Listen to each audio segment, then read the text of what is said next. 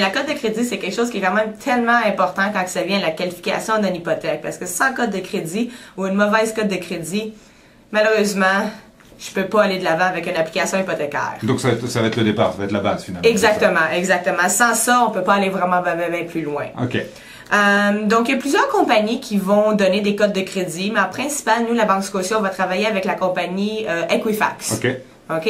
Eux utilisent une matrix qui est quand même énorme pour justifier c'est quoi la cote d'un client.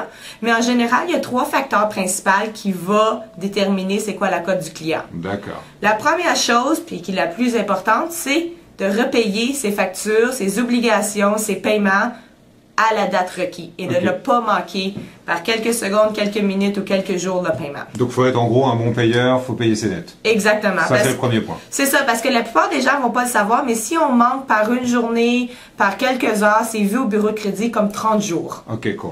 Donc, payer à temps, c'est la première chose. Parfait. Deuxième point? L'utilisation du crédit. Donc, on veut quand même avoir des gens qui utilisent leur carte de crédit, leurs prêts, puis qui les payent à temps. Donc, ça démontre s'ils en ont, ils les payent à temps. Ils sont capables de respecter leurs obligations. OK, parfait. Et puis la troisième chose, c'est quoi? Puis, l'autre chose, c'est d'avoir un nombre de recherches quand même limité. On veut pas que avoir des recherches de crédit à son nom régulièrement.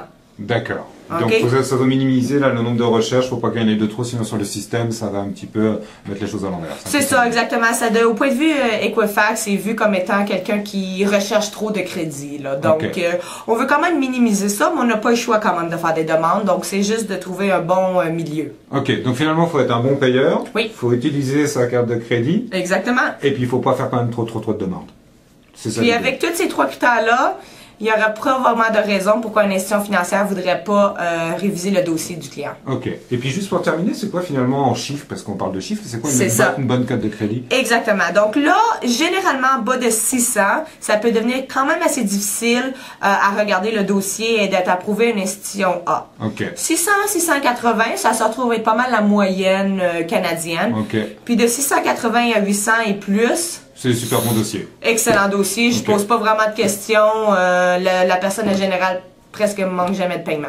OK, parfait. Bon, ben écoute, c'est super. On a appris aujourd'hui beaucoup plus sur la cote de crédit. Ben, ça fait plaisir. Comment ça se passe. Donc je te remercie pour ton temps et puis je te dis à une prochaine fois. Parfait. Merci. À la prochaine.